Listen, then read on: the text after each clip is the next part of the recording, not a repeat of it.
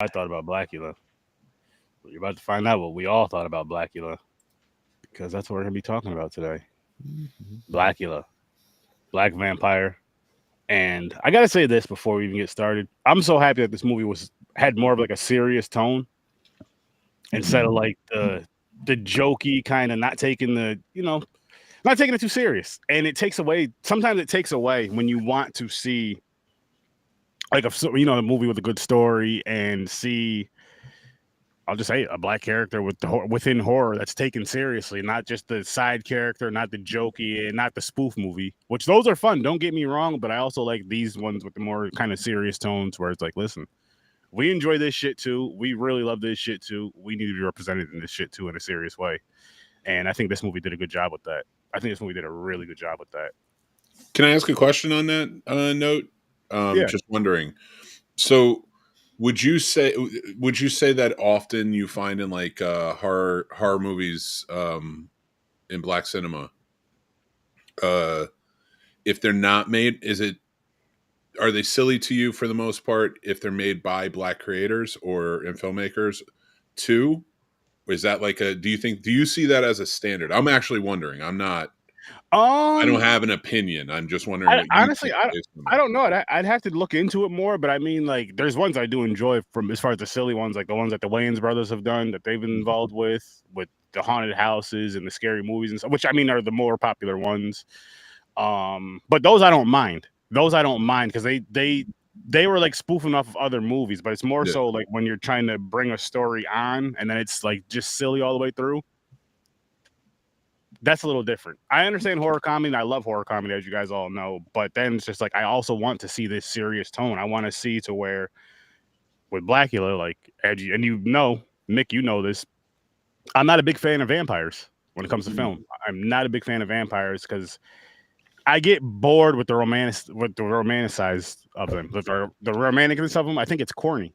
I think it's corny because I'm like, they're bloodsuckers. They're fucking monsters. So let's stop prettying it up all the goddamn time and making it all just weird and just, oh, he's so cute. No, he's not. He's a fucking vampire. He's gonna kill you. You don't want to be with that person. Like, make it scary. You know what I mean? Make it scary.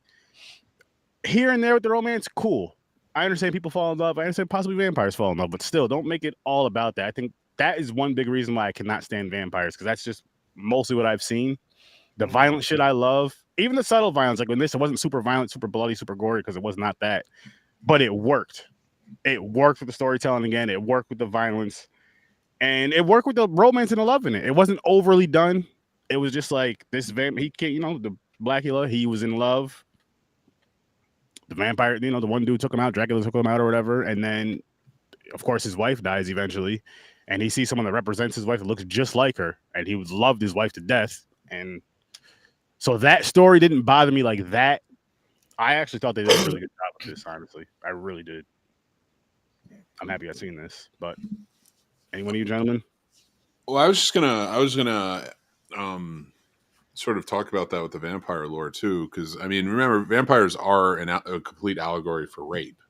So, and the thing that is interesting to me is like when it comes to vampire stories is that you can take it to different sort of levels. Like we have like the more romantic side of it where we know that can happen, that type of force and assault can happen even in those situations, and then sometimes it's in a lull situation where I really like the idea of like with Sinners, it's like to play off the vampire lore as well, and like the inviting in, and we talked about this when that movie came out about how I wonder if the invite only, because vampires are an allegory for rape, I wonder if the invite only comes from sort of a lore of like women inviting men of the night in, like and having affairs, and like because that invite, it created a situation where something maybe bad could come from it, and something forceful, something that women, when they talked out about, were usually burned at the stake back in the day,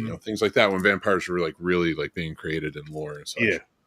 So I wonder if that's where it comes from. But like, I don't mind the romantic when it's a setting like this. I don't want the Twilights, right? Because that's too. It's like now you're trying to justify what the meaning of vampires is, and it just doesn't work. I did like this. This to me was like, it's still sort of that allegory, but in a way where it's like it's more coveting, which I'm not defending or saying is okay, Mm-hmm. but that coveting of like lost love, and like there's a grief element to it, and the fact that you have William Marshall, who's such a deep actor and a Shakespearean trained actor and such, coming into it and bringing that gravitas, because this film is very much a poignant look at the 70s in Black culture, and then you add essentially a Dracula figure into it, this vampire, and it doesn't, it really works. Like there's no play for laughs here. Like it really is a good horror story with some heart to it, and I appreciate that about this movie. Mm-hmm. Agreed. What about you guys? It completely blew my expectations out based on the cover and the name of it. I thought it was going to be a spoofy type movie. I thought it was going to be kind of a super silly, kind of wasting my time type, honestly. And by the time I halfway through it, I was like, all right, this is actually pretty good. You know what I mean? And I had a good time till the end. Yeah, this movie's actually pretty high up on my list. As I was talking about it last week when we were doing Sugar Hill, I do unironically consider this movie a masterpiece in Black cinema. I discovered it around the time the pandemic happened. I was like, I went into like this Dracula rabbit hole, specifically just Dracula, and they did an excellent piece on this on the documentary Horror Noir on Shudder, which really piqued my interest in it. So, rewatching it again 5 years later, the movie still hits for me. I still like it. I like it a lot. I think William Marshall, who is a Shakespearean actor, adds a lot of gravitas to the role and that seriousness. And I could just tell by the type of actor that he was that he wasn't going to be in anything that didn't take the material seriously. And I loved it 5 years ago. I still love it now. It is definitely a classic based on his performance alone. Mm-hmm. Agreed. And just to go back to what you were saying, Worst Damn, like the title, the title of it, I'm like, fuck, man, is this gonna be one of those? And it wasn't. I'm so glad it was. Just because you get those with spoof films, you know what I mean? It's either I'm not saying Blackula, but that sounds like one of those type of names for a spoof Dracula film. Yeah. You watch it, and it ends up being like that kind of silliness of it, and I'm glad it was a complete opposite of that. I was expecting like a Dolomite type movie out of this with Dracula in it type. You know what I mean? But think about this though, to take that, like Dolomite, for all of its laughs and such, was taken very seriously. It was like taken seriously as a movie as he was making it, So, and the beauty of like Black exploitation films of the 70s, and like I keep going back and talking about theirs, this at the time wasn't a parody type of. This was a way for the Black filmmaker who was making a movie that is essentially Dracula, but telling it from a Black perspective. Using Blackula as a way was almost a way, sort of, I don't want to say protest, but in a way of saying like, this one's ours. Fine, you got Dracula, we have Blackula. And like, I like that. That's like, because you have Blackenstein, you have others that really like express what the community was like drawn to. And now like it has been kind of turned around, and that's why when I hear people talk about this movie because of its name and saying how silly it is, I'm like, you need to watch the movie. It's very good. And Shaft fell under that a bit too, where it's like, oh, it's probably this. I'm like, you need to watch. That's a really good hard-nosed detective movie. That's honestly, like, compared to what Johnny's saying, like, this is one of the masterpieces of I'm not even gonna say Black cinema, just horror cinema in general. Like, I mean, it does deserve its place there. I think this, in a lot of instances and in a lot of iterations, is as good or better than most of the Dracula movies. And I'm talking about more of the mainstreams, not every Dracula movie, because there's plenty that this is better than, but more of the mainstreams, because like Dracula can be very boring over time, telling the same story over and over again. But even Scream Blackula Scream, which is inferior to this one as a sequel, is still good. It's still an enjoyable watch. You add Pam Grier to it, so it adds a little more star power and gravitas to it on that end. And it is an interesting turn there. But like when it comes to horror cinema, like this should go down as a really as a really important part of it. So I think this is just a great standout movie. Yeah, and Yeah. then I'm sorry to interrupt you, Aaron. No, Oh no, I'm you're good. good. You're good. Um, I just the second one wasn't really as good as the first one. And honestly, I feel that what some people's interpretation of what the movie is based on the title, they get that more so in the second one than this one. I Yeah, think that I agree. uh, I don't want to say it was an aberration because it's not. I think all films quality are subjective, but um, I feel like the films that came out following Blackenstein, Doctor Hyde and Mr. Black, or Doctor Mhm. Jekyll and Mr. Black, there's like a dip in quality because then they just it turns into a gimmick. You Mhm. know, let's take this classic horror so and so and just make it black or put black in the title, right? And they really missed the nuance. Like I really feel like the director of this piece, the first one in particular, was really trying to say something. I think, honest to God, he was really trying to pay homage to those Hammer horror films or the Universal films, as the car honks behind me. Um, and I feel like that kind of gets lost the further you get into black films of the '70s. Mm. You get less films like Ganja and Hess and this, and you get more of, I know Rudy Ray Moore was trying, and he's an Akron legend, but you get more of the Dolomites and more of the human tornadoes as the decade goes on. Well, if I can add to that too, John, like I think it's a popular misconception, not here, but like especially among white people, my peers, I guess I'll say, um, uh, that black exploitation films were like all the same thing.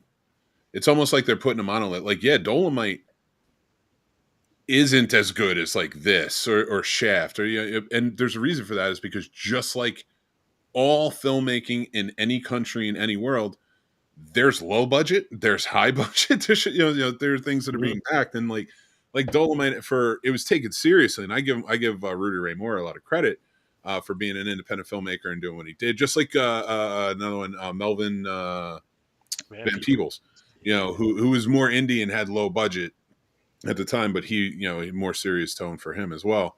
Um, he was just more talented filmmaker, in my opinion. But you watch something like this, which American International Pictures really backed, which was really big on not just backing black cinema, was also like they were all over the place, all over the world, backing all different types of cinema and independently, which was nice. So like this really had some money behind it, and it that's why I think that really shows. Like, and I think that's where you got to, just like any movie, you're not going to, let's go back to the '70s. You're not going to compare Jaws to, oh man, I can't even think of like some Piranha, terrible movies from the '70s. You know what I mean? Piranha Like, 3D.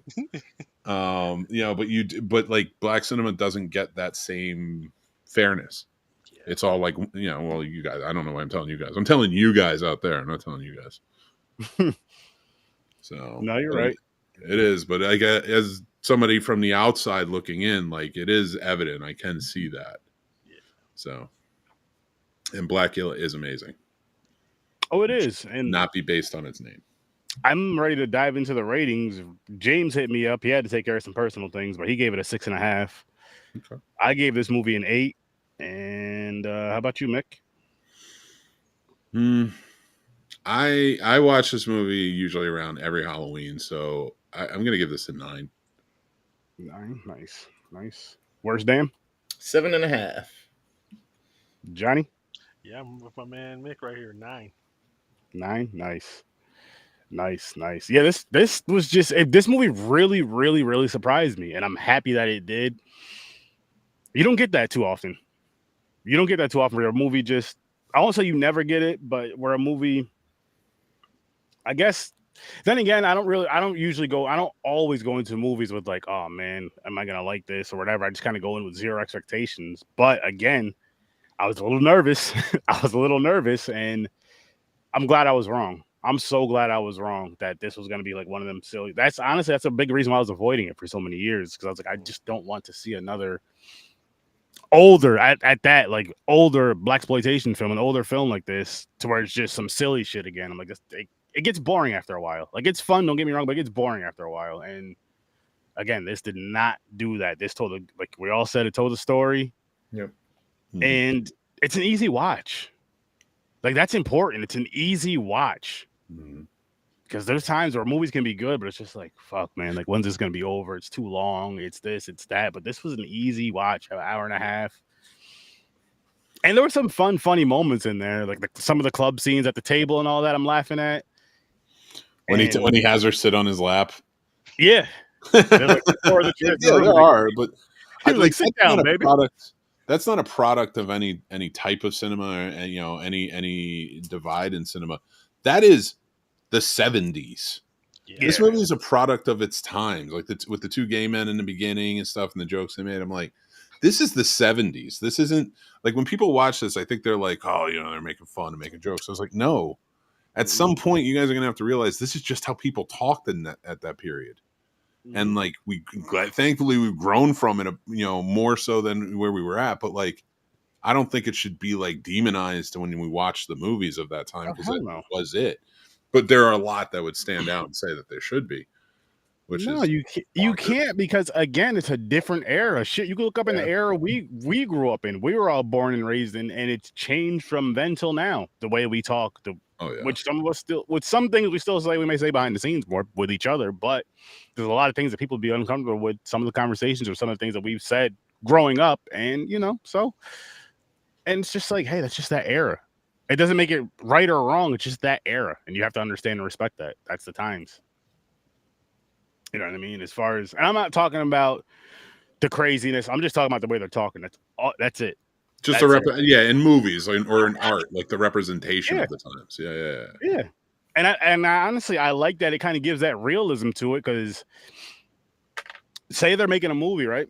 And you want to make it in the 70s, 80s, 90s, but you take out the way they talk in the 70s, 80s, 90s, and you try to pretty it up or make it too nice or too clean nobody's going to fucking want to watch that. Nobody's going to want to be a part of that. Especially the people from those eras, or the people that are familiar with those eras, just say with film in general.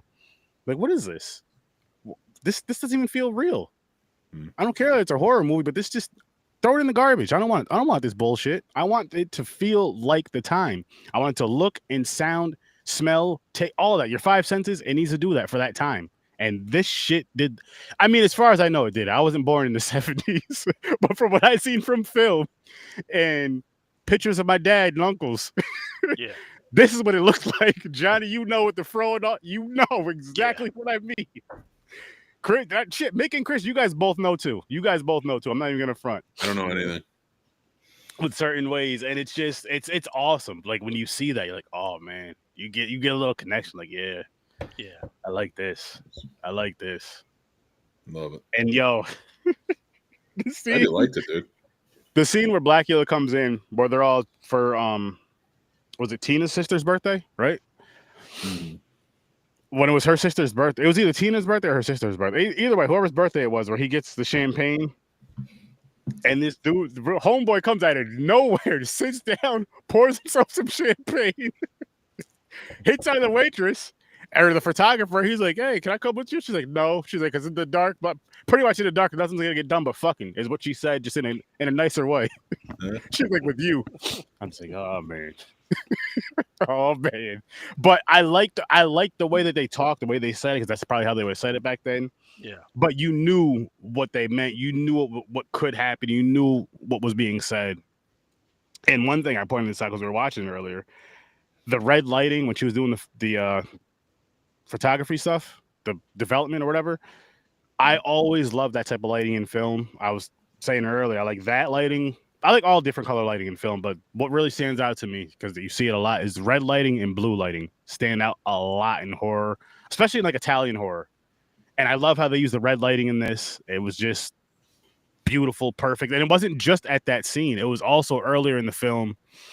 It was like up against like kind of a brick wall, and there was like a dark red lighting. I was like, that right there just had me focused. Not just because it's my favorite color, like that is just so dope.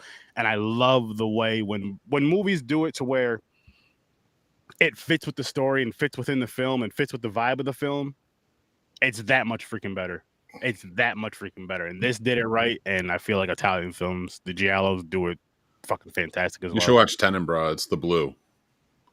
Mm. So you got a lot of blue influence on there. I like because I know you've seen Deep Red.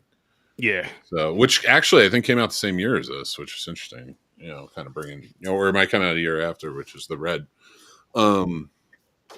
Yeah, like that was the beauty of. It was the beauty of the 70s. The 70s, the mainstream movies that were coming out were even experimental. You know, like The Godfather was an experiment.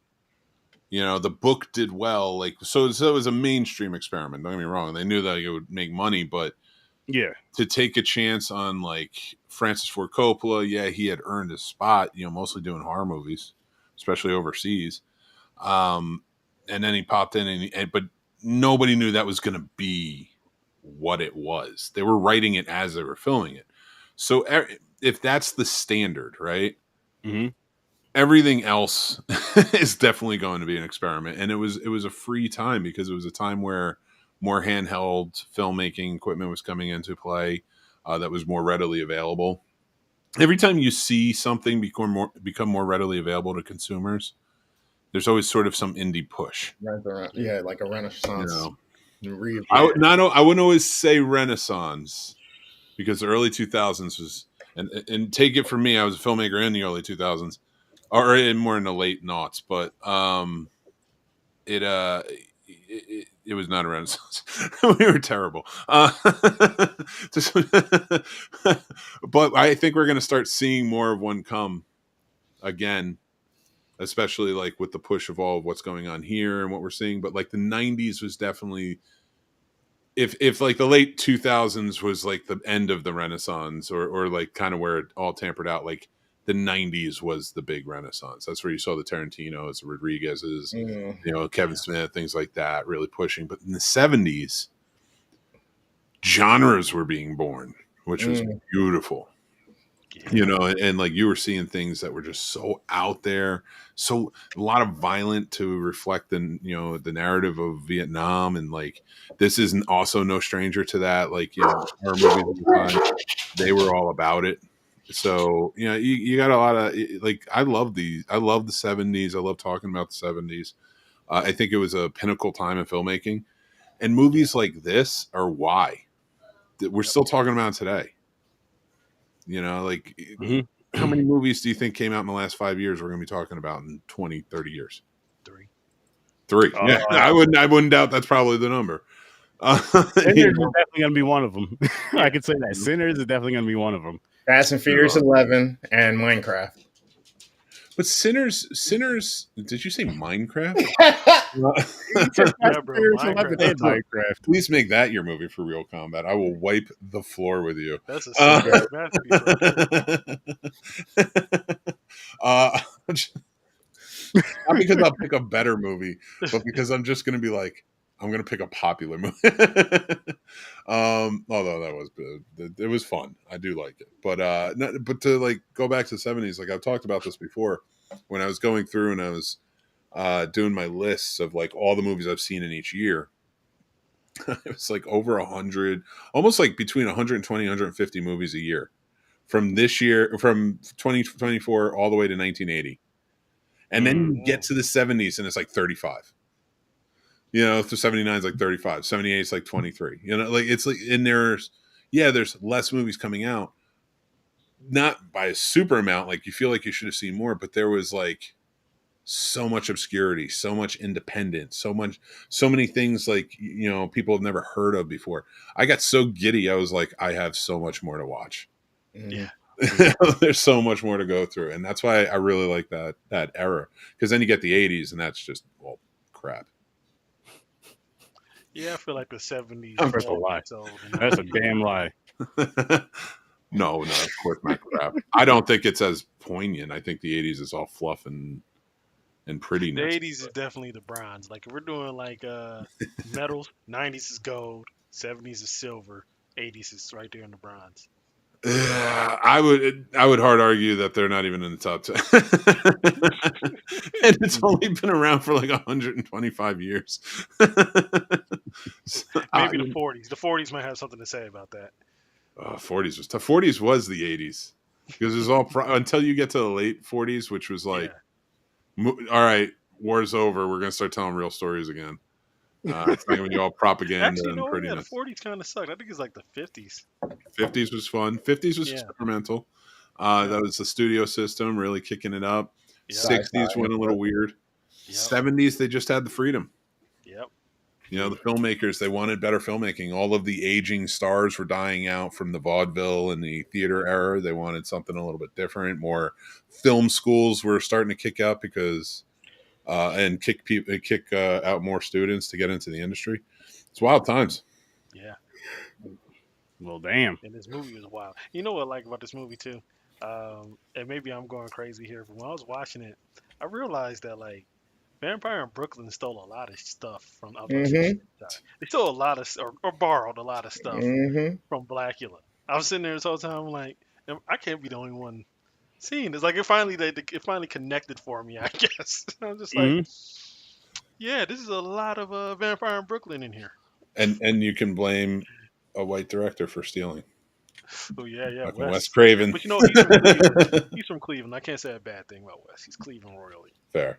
I love Wes. I actually grew up on Elm Street. The Elm Street that he was referencing, I actually grew up on Elm Street. Ooh, did you really? Hey, awesome. Yeah.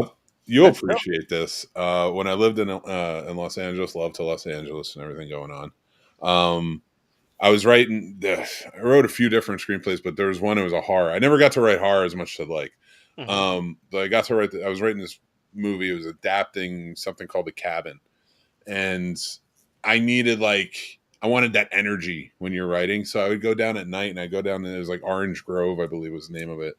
It was just off. I want to say it was Sunset Boulevard. It's been years. It's been like 15 years, but I would walk that street, and on one side is the Nightmare on Elm Street house, and on the other side is the Halloween house. Yeah, so I would just walk up and down the street and try and absorb this horror, That's greatness. That's awesome. Man. I didn't because listen, I'm on Horror with Sir Sturdy podcast. I mean, I'm bringing the horror greatness here now. Dumping it off, and I'm going to take a hike. I'm going to go back and find more. But that's it was always a fun experience, walking on the street and stuff. So Johnny, never get a chance to go. What got you into film as far as wanting to work on film and all that? My daddy and my mama, because they corrupted me when I was 3, take me to movies. And then, nice. I always say this all the time. For me, it was an animated movie. It was actually Lion King, actually. My favorite movie of all time. I saw it when I was 3 turning 4. Oh, no, I was already 4 because it came out December. And I was always just... spellbound. That's the word I'm using. I was always just spellbound by, how something that's I'm watching can move people, how art can really move people. And when I was a little kid, all I wanted to do was just create something that moved me, that moved somebody else as much as the Lion King, for this instance, moved me. So really, it's just my parents. They ingrained my sense of love of movies, and then as you grow up, you try to find your own thing. I had the cool parents that took me to see R-rated movies too, and I turned out great. Parents, take your kids to R-rated movies more. They won't go crazy. I actually have a funny story. I was telling my mom about this the other day. For some reason, when I was 10, I really wanted to see the movie Traffic. I don't know why. I was 10. Traffic was 10. You were 10 when Traffic? Oh. Yeah, I was 10 when Traffic came out. And I really wanted to see Traffic. A 10-year-old. That's kind of weird. And that's not why I'm groaning. I was watching it the other day. That's what made me think about it. I'm just I can't believe I beg my parents to see this. And I try to. Now I'm like, you know what? Let me check to see if the trailer. I'm like, the trailer wasn't really that impressive. As an adult, I'm like, I guess when I was a kid, I was just like, I saw all the action sequences, and I just thought, oh, I want to see this. But Hey, Mm. there's yeah, nothing man, wrong with it's that. You're a just film Game of fan. Thrones. Yeah, You're a it's just Game of cinephile. Thrones. I can tell. I can tell. I can pick them out. Like Chris, no. Nah, 30, Uh, he likes horror movies. He's one of those guys. yeah, loves. You yeah, I know, love I get movies, it. man. I'm a HBO little Max bit should older. never happened to me. I'm a little older, so like my inspiring movies are old. You've seen them. Mm-hmm. I know you've seen them, but like, but they were. I was, yeah. I can just tell when there's a cinephile who's just like, if you're not watching a movie, it hurts you. Yeah. And I love all movies too, man. You know, I'm like, you know, in our space, there's like a debate on populist filmmaking and independence filmmaking. I can see the art in all of it, you know, especially as a kid just growing up reading comics when the boom started to happen. Um, like I said, I just love stories. So you know, if you just tell me a good story, I'll sit there, I'll watch it for 2.5 hours, not 3 hours. Uh, you just have a compelling. You just have to have to have a compelling reason, a compelling story for me. I just love Yeah. stories, so I can see the merit in all types of filmmaking, and that's why I've never been like, you know, to like I never thought, oh, Marvel's the death of cinema. I'm like, we had cowboy movies, we had musicals. Mhm. I'm like, chill out. Yeah, it is ridiculous. Now, my next question for you, Johnny, is what is it you want to do as far as working with film? Do you want to be in front of the camera, behind the camera, or At first, I wanted to be in front of the camera, but then I realized that the real power is actually behind the camera as a director and a writer. So, but then I realized you don't really have any power in that, so I might as well become a studio executive. No, Don't do that. Don't do that. Then you're not a filmmaker. yeah, I'm James Gunn. Dude, No, no. Take it back, because you know that is an exception to the. If there is ever an exception to this, first of all, I've sat in studio execs offices. yeah, They are not filmmakers. They do yeah, they're not all make it money men. based on. Yeah, I thank God every day that they actually did give James Gunn that role, yeah, because DC was dying. And yeah. like Kevin Feige at the same time too was a filmmaker. That guy was a PA on things. Yep. He worked on the first Spider-Man movie, with Sam Raimi, and then years later is hiring him back. So like, to add to what you're saying, like that's it's no studio execs. Yeah. Like if you No, want the money, there's a different story. If you want yeah. to be a filmmaker, don't do studio exec. Seriously, it's all three, man. Writing, directing, and acting. You know what I mean? Not in like the capacity of like Ben Affleck, where you the lead of the shit. I'll be a good supporting actor. I don't want to carry all the weight, but yeah, I just want to do all three really. It started as acting, then as I started just to do more and more of it, it grew into directing and writing. Yeah. that's And dope. and I got a nice little tribe over here. I got cinematographer friends and stuff. I'm like, let's go make a movie. Like I'm That's ready. awesome. Oh well. If you have a producer, send him my way, because I'm trying to find one. There you go. There you go. I ain't doing it this time. No, that's awesome. It really And is my cool. top three directors. 'Cause I know that's coming up next. That'd be more of a Mick question, but go ahead and tell us. My top three are all new people. There's actually no. It's not like I'm not gonna say Spielberg, even though That's that's fair. everybody's answer. For me, right now, working easy. It's Nolan, Peele, and Coogler. Cougs. I'll see anything that they are releasing. I'm there day one. Anything. Yeah. Ooh, nice. Yeah, those three solid choices. Yeah. I don't know that. Come I on, did anytime it. you make Oppenheimer a historic biopic, nearly $1 billion movie, you got the juice. You got the juice. A biopic, nearly $1 billion. 994. You got the juice. I'm trying to like those are. I'm trying to think of like how many auteurs are still running around, like or like being cultivated now. Like those are the three big auteurs right now Yeah. making movies. Yeah. Like everybody else is sort of older at that point, but I would put Sure, like a dying. Nolan and even a Coogler at one point, Mhm. at like if they work and they keep doing their thing and they don't fold to anyone's whim, they could be on a level. And I know people are going to be pissed about this. I don't give a fuck because it's true. Is Kubrick. Hell yeah. Ooh. And I think that is high praise because I don't have maybe William Friedkin, Ooh, but yeah. he didn't have the story power. Yeah. You know, like because even like a bad Kubrick film is still really solid. Yeah. Yeah. Like Friedkin makes some great movies that I love. Like To Live and Die in L.A. is like one of my favorite movies of all time. But Hitchcock was of course an auteur too. Yeah. I feel like there's two types of auteurs in filmmaking. It is like the Hitchcock type or the Kubrick type, which are two different types. Mm-hmm. Both capable of making masterpieces in different ways. Like you can tell those two movies. And I think that's the signature of a lot of these great directors is when you watch that movie, you're like, oh, that's a Nolan movie. That's a Coogler movie. That, you know, even Sinners has the feel of Black Panther. It has the feel of Fruitvale Station.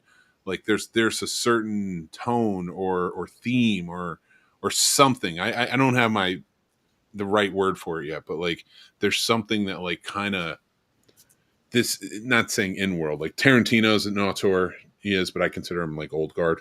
Yeah. You know, and I don't consider everybody back then, like Kevin Smith's not an auteur, but he's a fun filmmaker that I love. Yeah. But I know I'm kind of going off on directors now. You shouldn't do this to me. This is terrible. But I just love your choices, so I'm kind of playing with them. I'm like, Coogler's going to be up there. Nolan for sure. Peele, I feel is more on level of Hitchcock auteur. Again, not like lower, just different. Just different, yeah. Yeah. Kubrick was more epic scale. Yeah. You know, where what's his name? Hitchcock was more like driven by like the characters in the setting. Kind of more intimate, yeah. Yeah, intimate's a great word for that. Yeah, more intimate, yeah. I like you, Johnny. Thank like you, bud. I like me too. I like me too. You suck, but like only on I-84 on mile marker 306 in Baker City, Oregon. Don't listen to him. No, don't listen to me. No, Chris, I'm having a hard time because like I want to be mean for Real Combat, but at the same time I don't. Yeah. I can't be mean anyway. I'm tired and I have a lot to do tonight. So yeah, I hear you. Time and place for everything. I'm still wondering about this. I'm still coming for you though. I'm still wondering about this watch party. I'm like, I don't think all 12 Jason movies are enough for 24 hours though. I'm like, are you doing like anything in between? Because I'm like, I think we're at 20. I think it's gonna be like 21 hours when we're done, and we're taking an hour break. Okay. Yeah, and we'll have little breaks in between too. Yeah, probably we take it for the first one. Midnight. Yeah, I'm probably gonna hop on for the first one. Now I'm gonna go to bed for work. Nice. Probably first. I'm gonna book it. You know what? I'm gonna hop on the first one and then I get off. So hopefully you still be performing or still watching around 7. So PM or AM? Yeah, PM. Oh, we will be. So I'll hop on first one and then towards the end. Hey, listen, I appreciate it. That as a matter, that'll be like one of the last. That might be the last movie, and we may need your energy. So yeah, please do. I go for you too, because Puerto Ricans, you guys, Spanish in general, you guys can party for like 48 hours straight. Drink. I was all right. Yeah, I was already gonna try to be there for the whole fucking thing. So I already told my girl who's not gonna be there because he has to be ready for another record, and then midnight. I won't see you till Friday at some point.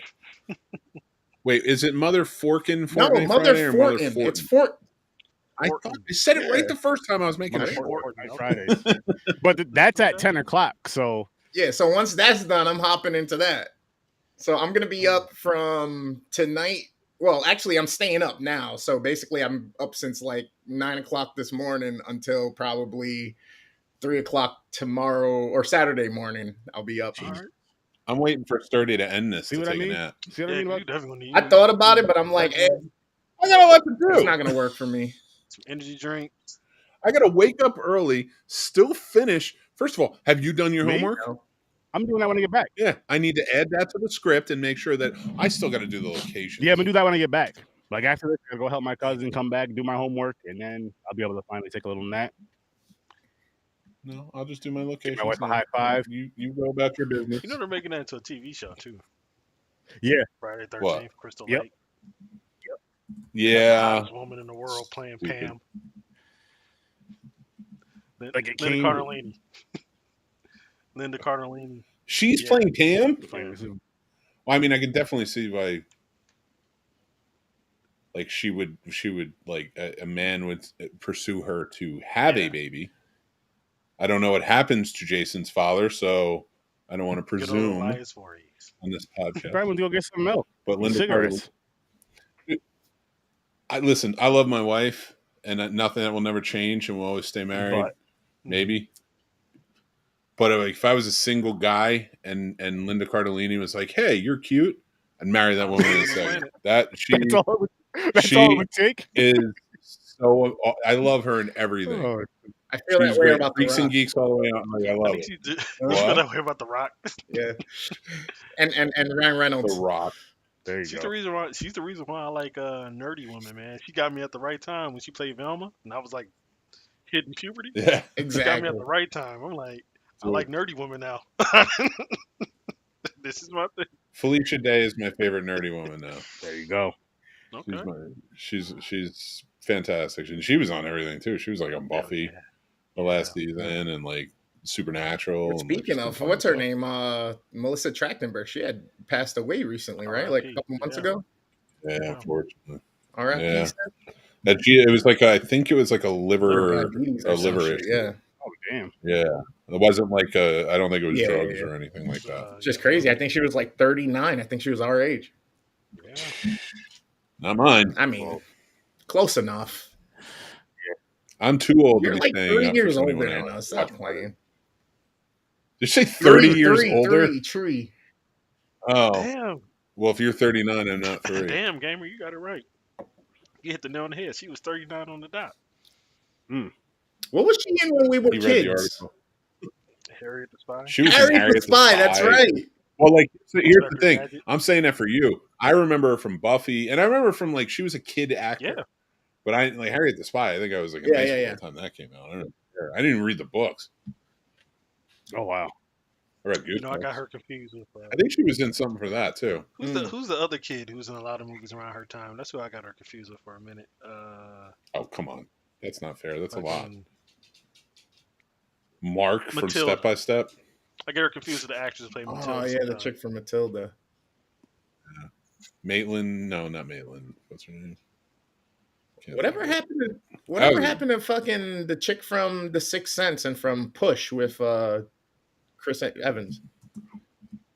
Sixth Sense. Nobody remembers that movie except for What, you. the- Oh, Push? Haley Joel Osment. I'm like, Haley Joel Osment's a boy. No. Chick from The Sixth Sense. Oh, not The Sixth Sense. What the fuck? You're killing me, Smalls. You have Dakota me playing. Dakota Fanning. Where was she from? Oh, she was just in Equalizer. She's Oh.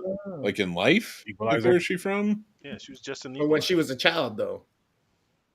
She was in lots of stuff. She was in Man Man on on Fire. Fire. That's right. The Black Book, I think it was Little Black Book or something. Like it was a Brittany Murphy movie. She was the kid. back then. Yeah, when she was a kid, she was like in the cute kid and everything. But she was like 10 years removed from Trachtenberg. So like she's like only like 29 or 30, I think now. So I don't know. Again, I like my thing is like here's my memory of like my last like interest in kid stuff. And then it kind of like turned, you know, it was Power Rangers. Ah, Like I was really into it the first season or maybe first or second season. I don't know how many there were, but and then all of a sudden it was just like a switch flipped. I still loved like my comic books, but it felt different. You know how like it was like, hey, I'm a kid, and then it was like, oh, I like this stuff, but it feels different. You know what I mean? So like that was like my last. So like Pokemon craze, all that stuff. A lot of people talk about Hey Arnold. Arnold. And like What? Real Monsters, Okay. stuff like that. And I remember that. but I You're feel aging like out. I had already hit Yeah. that switch. Yeah, I aged out of that. So like when people talk about it, I'm like, I remember Rugrats, I remember Snick, I remember all that, but I was past it with Yeah, you he guys. is. But he's 50 now, guys. So, he's a few years older than us. Get the fuck out, you right. sick bastard. First of all, That may be that. I don't Aging like a ever want to talk to you again. Aging like a fine wine, man. See?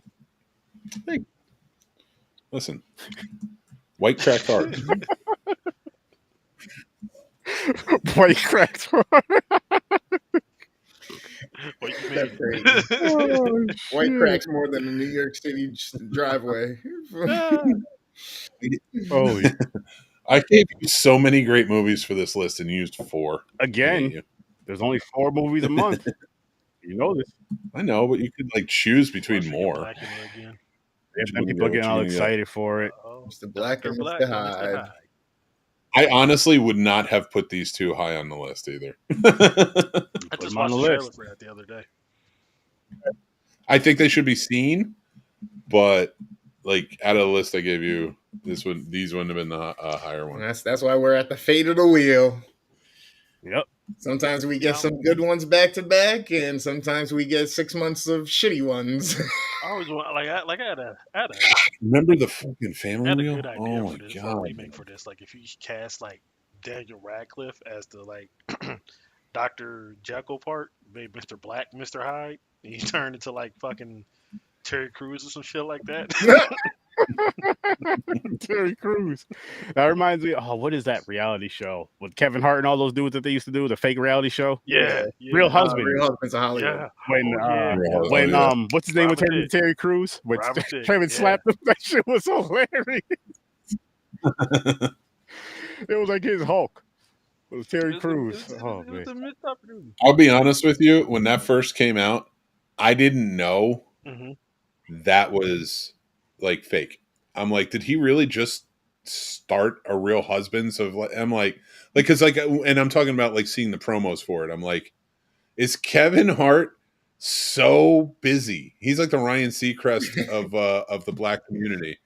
Where could you see Ryan Seacrest fucking everywhere, hosting everything? And that's also with Kevin. Actually, Kevin Hart might have just taken over. It might not even be a white and black thing. It just might be he replaced Ryan Seacrest. Just doing the BET Awards. 20 years ago, we're gonna see Kevin Hart on Wheel of Fortune. I mean, before Jamie Foxx had his stroke, Jamie Foxx was kind of filling that role with the Beat Shazam and all them game shows he was having on. Jamie Foxx was kind of in that role for a minute. But you're right, Kevin got the crown I now. remember it. I remember him hosting stuff, but like he always seemed to be like around. Like he had the Jamie Foxx show early on. This is and then- later in his career though, when he started doing like these Oh, game shit. shows and stuff like that. Yeah, I have not kept up with Jamie Foxx's career. like I think the last. Although one of the best actors acting. You know he's today, had like- several albums too, right? I was gonna say not just Well, I know he's a singer. he's talented all around. That dude is talented. Ryan Seacrest is not a singer. That's a different thing. He just picks bad projects now. That's all. Seacrest out. I don't know. I'm kind of looking forward to this. Like, it's going to be cheap, like comedy and not comedy, action, but kind of digging this cult leader thing he's going to have coming out word? soon. Yeah, it's Robert De Niro's in it too. What's it? I think it's called Tin Soldiers, and Eastwood's kid is in it. Good on Jamie. Okay. There you go. Yeah, and he looks like crazy in it. Like I like it's going to be a different role. Have you Yeah. seen Until I'm Dawn interested. yet? The Nah, video game I- adaptation. Yeah. I heard I it's didn't been getting like so many bad. Well, reviews. Until Dawn. It was so bad, and I don't know anything about the fucking. And I review movies, and I avoid was that shit. terrible. And I review movies. It was hmm I was like, Damn. nah, I'm gonna I- skip this. Yeah, I got that one on screener, and I was like, nah, I'm, like, I'm good. I don't want this anymore. I'm like, I'm like, It was so bad, dude. It was Return so- to sender via email. Sorry, studio executive I just don't have Johnny. time today. This one Yeah. sucks. I'm not seeing it. Oh shit. Oh shit. Oh shit. That's what you get when you're a studio. You're gonna be a Oh, suit. yeah, that's true. This is what you're gonna do. That's to like us? I mean. We're gonna treat you like That's a how I suit. just make good shit. Johnny's not gonna say Johnny loves movies anymore. It's the Johnny the Makes suit. money. He's gonna show up in a suit from now on and be like, I didn't like it because it was poor casting. My client should have been in it. Man, if you watch, I know everybody been singing his praises. You guys need to check out The Studio. The Studio is a very good show about the Studio Zach Funny. side of it all. No. That is farcical, sir. They're not that fun. That's the farcical side. Yes, they make stupid decisions. Yeah. Can't argue with that. That happens. You'll see plenty of times. But it ain't that fun. Anything new coming down the pipeline from like A24 or anything like that in the horror world? From A24? Eddington's coming out. I think it's gonna be more that's thriller, more like a thriller. You know, that's what I'm liking. I'm liking like these directors nowadays that are making like in the thriller actiony vein, because you had Soderbergh with Caught Stealing, which looks like it's gonna be an actioner, and then he has put out 2 movies this year that I have really enjoyed. Black Bag and Presence. Well, no, you know what? Not Soderbergh. I'm sorry. I get him and Aronofsky confused. Darren Aronofsky's directing Caught Stealing, which is like an action movie. I haven't seen Black Bag yet. I might check it out. I don't mind Aronofsky, but he's fucking weird. And PTA, he has this weird little action movie with Leo coming out at the end of the year. I'm just looking at the trailers that they did. I'm just like, these off-brand directors are doing something different. I'm kind of digging. I'm like, all right, you're kind of doing more mainstream shit. This is kind of weird. Yeah, we really haven't heard much about Spielberg or Richie there, fucking Cunningham. What's his name? Ron Howard. Yeah, Ron Howard. Right into Richie Cunningham. I would have gone straight to Andy Griffin, but you went to Richie. That's kind of true what you said earlier. Now that I'm thinking about it, it's like, it's almost like it's the passing of the torch time, out with the old and with the new. Yeah, and it's always going to go that way. I mean, listen, Scorsese, Spielberg, all of them are going to make their movies. But at this point, like, when they make a movie every 5, 6, 7, 8 years or something like that, it's variety fare. Like, it's going to be in the mainstream things. Check this out. This it's going to be backed. They're going to be fine. And it may not be good. We'll see what happens. Yeah, but I'm going to say, like, that old guard is established already. Like, the new guard is what's got to come in. I'm going to say a really hot take about the old guard. It's particularly Spielberg. And this might be sacrilege, but he lost me with the Fabelmans. And here's why he lost with the Fabelmans. I don't like how cocky that was, in my opinion. He's like, I'm so much of the shit. I'm going to make a biopic about my life and make it an autobiography and direct that shit and win Golden Globes and get Oscar nominations. I'm like, that's too cocky. You're too cocky for your own good, Steve. You're too cocky. I listen. I see what you're saying. I think it was a different angle for him. That scene with John Ford at the end of the Fabelmans, right? That's his real scene. He had that. That was how he got into filmmaking. It was John Ford, like that final push with everything he's been doing.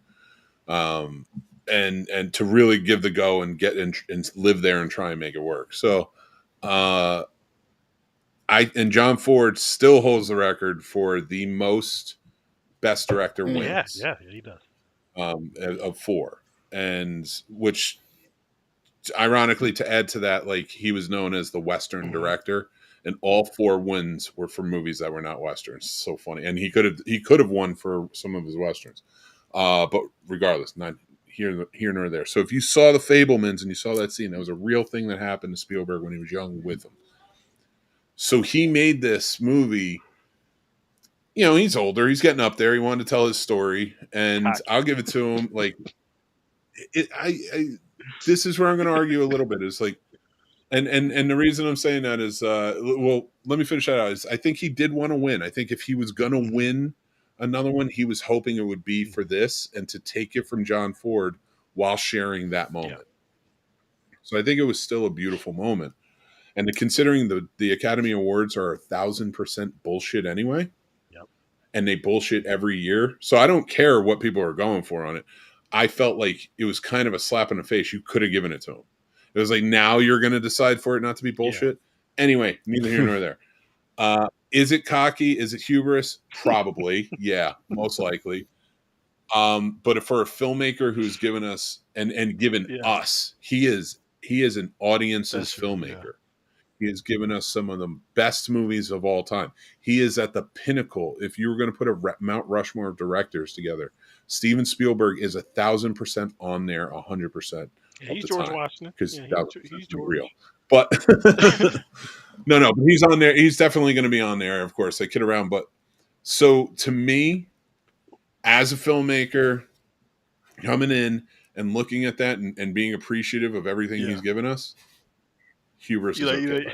He's earned the right to have that hubris to tell his life story. Okay, that's what was my defense of Steven Spielberg's Fabelmans. I didn't even like the movie. Like I thought it was good. It was like it's well acted. It's fine. It's a Spielberg movie. Do I think it deserves Best Picture or Best Director? No. That's a much nicer version of the sequence of events that you have than it is in my head. Because in my head, it's straight up Scarface. He was just doing a mound of coke one day. And he was like, you know what? I'm gonna make some shit about myself. You know who I am? Steven Spielberg. If you want it done right, you got to do it yourself. Plus, he's still around. I mean, I think it's all right. It works out. You know what I mean? Like, who else is going to, there's always that whole creative issue or whatnot, right? Back and forth with what's changed, what's this, what's that. Now we don't have to worry about it because he made it. You know what I mean? Like, we know this is the true approved story. You know what I mean? Yeah, that's why you have your boy. You have your boy do it. You have George do it for you. Like, hey, George, I haven't directed in a while. Direct my life story. No. See, like if George Lucas walked out and was like, "I'm going to make a George Lucas movie," that's when I'd be like, "You tuck that hubris back in, pal. Well, you've given us a lot, but like you tuck that hubris back in. All right. You've allowed a lot of crap to happen." The other thing that I kind of like about it is that it's fitting, right, for his lane. It's not where usually we would get a tell-all book, right, or autobiography, or you know what I mean? This is in his lane of his craft, him making a movie about, you know what I mean? So it's fitting. This is him writing his memoir, you know what I mean? That's true. That is true. That's a good way to look at it. Yeah. But we're gonna get on out of here, little people, because a lot of stuff coming up this weekend, especially tomorrow. We're gonna get to make yourself big on the back tonight. Yeah, midnight. I'm gonna make myself big, but before I do, what do you guys have coming up? I have your fucking thing at midnight. I'm gonna make a guest appearance tonight and tomorrow on the watch party. And I also, if you go to the Johnny Loves Movies podcast tonight around 10 o'clock, you're going to get a new episode where I talk about the latest Predator movie, Killer of Killers. Ooh. And the Predator lore, and what I think that what's in store for this franchise. That's what you're gonna get from me. Nice. Worst Damn, what about you, man? Got your movie stream going. I'll be probably there. I'm gonna try my best, but I'll be there for most of it. Then I got Motherfucking Fortnite Friday at 10 p.m. tomorrow night, and then Saturday. It's supposed to be Super Saturday. I usually do something related to like superheroes or anything, play Marvel heroes, Batman, Spider-Man, shit like that, or My Hero Academia, anything that's superhero related. But I might just take it easy and just get on camera and chill with y'all off Saturday and Sunday. If not, I'm gonna take a day off. I'll get back Sunday, and then Monday is Motherfucking Fortnite Friday, and that's every Monday at about 11 a.m. So help you get through your week, start your week off right, get through some shit in life, hear some words of inspiration and motivation, and keep pushing on that journey. He means Motivational Monday. Still learning English. I'm teaching them, though, people. He's a citizen. I didn't say he wasn't. It doesn't mean. I know. I'm not telling Gonzalez you. on it. I'm not bad. No. He's Puerto Rican. He's a citizen. No. I actually, if I can just say, because I guess I probably should start promoting myself more. I never do, but go check out the Scene Snobs. There is not going to be a new podcast this week because we are going to be busy as hell. But we have tons of stuff coming out. My review of Ballerina will be up next week, along with How to Train Your Dragon and Deep Cut. Nice. So I'm looking forward to Ballerina. He's all right. So first, I'm gonna start with what's coming up. Not tomorrow's big event. Next week, Dr. Black, Mr. Hyde, 8 o'clock Eastern time, The crew should be back in full effect. Make sure you guys tune in and check us out while we review this film. And then this Saturday, we're going from action, and then with tomorrow slashing to tears. Yes, popcorn and pints. You know, it's still a fun, adventurous movie. There's just some tears. Listen, I've never seen it, so everybody that's told me about this movie is talking about something. It's a sad movie, and they cried, and I might cry. That's all I've heard about this movie. Yes, I heard it was good, but that was like the main focus of this. So we're going from all that to this right here, which I am excited for. And yeah, let's see what it does. It'll kind of bring us all down, kind of calm us all down from the craziness, I guess. I hope. We'll see. But this right here, people, oh my gosh. As you can see, streaming June 13th, 2025 at midnight. Every single Friday the 13th film, not the fan films, just the studio films, 12 films, over 20 hours. And it is going to be a long, fun, amazing, great slashing day. I cannot wait. It's Jason's birthday. Happy slash day to Jason, by the way. It's his freaking birthday. It's the 45th anniversary of this marvelous franchise, of my favorite franchise, of something that's kept me into horror, got me into horror, and kept me into horror for damn near 35 years now. Damn near 35 years. That's saying something for me. I would love for you to be here. This is something I've been doing since childhood. Just anytime these movies are on, sitting down, getting in front of the TV and pulling myself in. I don't care if I was watching this shit by myself. I don't care if I was watching this shit with my brother, my cousins, friends. I had to watch it every Friday the 13th, and we're doing it Friday the 13th. And I want to watch it with every single one of you out there. I want you to be a part of this journey. This dream, because I love these freaking movies. Like, it's awesome that I get to share them with you, to share this experience with you guys. So please tune in and check us out. It's going to be a long day, but it's going to be a fun day. And Mick, my producer, he did a lot of fucking work. So tune in for that alone, and give this man his flowers, because he's a dope producer. And we're going to end on that note. Make sure you show all these guys some love and support with what they do, because they bust their ass. They love what they're doing. We all love what we're doing. Show some all love, and I'll see you in your nightmares. Peace. Don't be afraid.